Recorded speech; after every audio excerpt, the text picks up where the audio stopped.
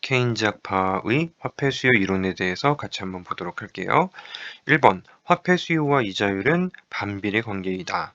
화폐 수요는 이제 경작에서는 가장 편리한 것입니다. 현금을 보유하는 걸 화폐를 수요한다라고 부르고 있고요. 이제 가장 편리한 수단이기 때문에 무언가를 좀 포기하더라도 민간들은 화폐를 수요하고 보유를 해야 되는 것인데, 이 이자율은 화폐를 보유하지 않고 은행에 입금했을 때 내 자산이 불어나는 그런 이득이잖아요. 이자율하고 화폐 수요는 반비례해요. 이자율이 올라가면 내가 좀 편리함을 좀 줄이더라도 은행에 입금을 많이 할 것이기 때문에 반비례 관계이다. 정확히 맞는 문장이 되는 것입니다.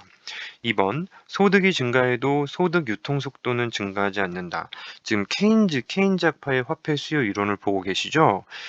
케인즈 학파의 화폐 수요 이론은 유동성 선호설이라고 이야기하는데, 유동성 선호설, 이 화폐 수요, 실질 화폐 수요입니다. 실질 화폐 수요는 이게 반드시 해야 되는 예비적 동기가 있고, KY에 해당하는 거래적 동기가 있고, 마이너스 HR, 이자율에 해당하는 투자적 또는 투기적 동기가 있다고 해요. 그래서 이제 소득 유통속도 이야기가 나왔기 때문에 MV는 PY식에서 V는 M분의 PY잖아요. 이때 M이 의미하는 것은 이제 근본적으로 수요, 공급 다 항상 일치할 때니까 PMS를 말하는 것이지만 당연히 MD하고도 같아져야 될 것입니다. 여기 이제 실질화폐 수요를 지금 표기를 해놨는데, 실질화폐 수요를 반영하면 위치가 분자와 분모가 바뀌면서 요 밑에 적는 게 좋겠네요. L바 플러스 K 마이너스 HR분의 Y, 이렇게 표현이 가능하게 됩니다. 케인즈 경제에서 가능한 수식인데요. Y가 증가하면 여기도 증가하고 여기도 증가하지만 보시는 것처럼 분자 쪽이 더 증가율이 높죠. 그냥 곱하기 1 그 자체이기 때문이고요. 따라서 V가 증가하게 됩니다. 따라서 Y가 증가할 때 V가 증가하지 않는다라는 건 틀린 표현이고요. 이 V가 불변이다라는 게 고전학파 쪽에서 많이 주장을 하는 내용이죠. 틀렸습니다. 3번, 유동성 함정에 빠져 있으면 통화 정책은 효과가 없다라고 하는데요. 유동성 함정에 빠져 있는 경제를 그래프로 표현해 보죠. 이 대문자로, 즉 대문자를 제가 명목으로 표현을 하게 될 건데요. 명목이자율 평면에서 LN 곡선이 이렇게 생겼어요. 이렇게 이제 명목이자율은 0 밑으로 내려갈 수가 없기 때문에 이제 제로 금리에서 설정이 되어 있는 상태가 지금의 상태예요. 여기서 이제 IS 곡선은 이렇게 좀 가파르면서 이렇게 생겼어요.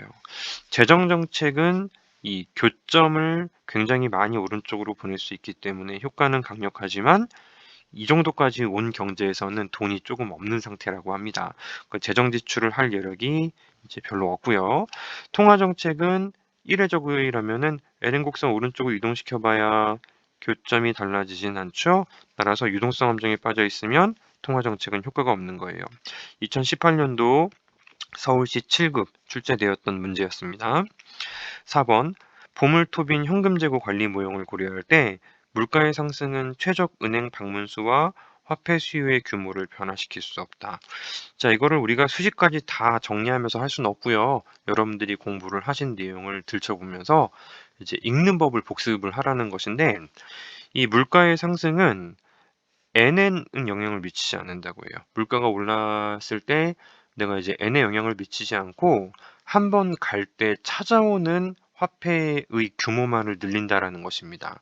은행에 2번 가는 사람은 이제 한 번 갈 때 50만 원씩 찾아왔다면 물가가 10% 올랐을 때 55만 원씩 찾아오면 되는 거예요. 따라서 최적 은행 방문 수는 변화시킬 수 없는 게 맞지만 여기가 좀 주의할 부분이 되지 않겠습니까? 화폐 수요의 규모는 어떻게 되는 것일까?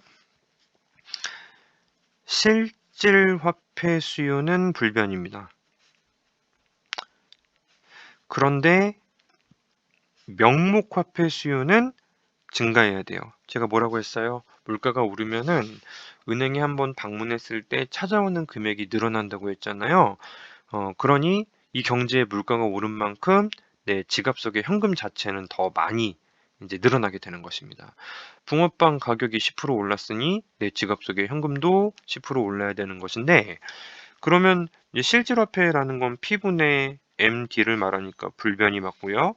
명목화폐라는 것은 MD 자체를 말하니까 이거는 이제 올라줘야 된다라는 것입니다. 따라서 이 네 번째는 우리가 정오를 가리지 말죠. 이렇게 명목이냐 이제 실질이냐를 기준으로도 우리가 이제 정오를 좀 다르게 줄 수 있는 것이니까 조금 더 신경 쓰면서 공부하자. 이렇게 우리가 기억을 합시다.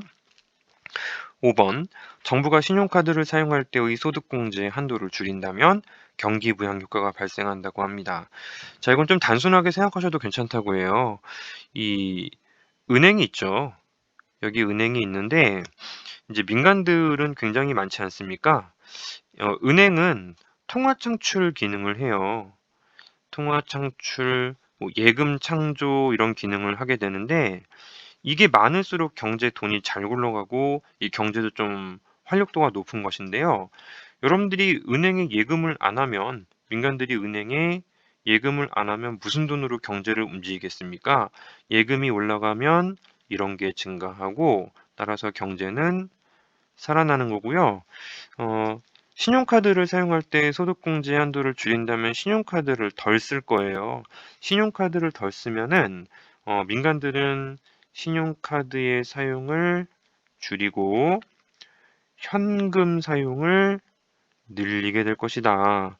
현금 사용을 늘리면은 은행의 입금을 덜 하죠. 입금이 줄어들고 은행은 돈 장사를 좀 덜 하게 될 거예요. 통화 창출 기능이 떨어지고 그래서 자연스럽게 경기 침체가 발생하게 되는 것입니다. 이 논리의 흐름을 여러분들이 꼭 기억해 주세요. 경기 부양 효과가 반대로 발생하게 되는 거니까 경기 침체가 발생하게 되겠죠. 6번, 포트폴리오 모형에 따를 때 안전자산의 수익률이 발생하게 되면 경제 주체는 위험자산의 비율을 반드시 감소시킨다. 그래프로 전개하는 거는 추후로 좀 밀어두시도록 하고요. 이렇게 보자. 대체 효과와 소득 효과를 확인해 보자라는 거예요. 안전자산의 수익률이 증가하게 되면은 안전자산이 더 매력적이 되기 때문에 위험자산 비율은 이제 줄어들게 됩니다. 따라서 위험자산 비율을 감소시키는 게 대체 효과가 될 것이고, 안전자산의 수익률이 발생한다는 건 이 사람에게 소득이 증가하는 충격이죠.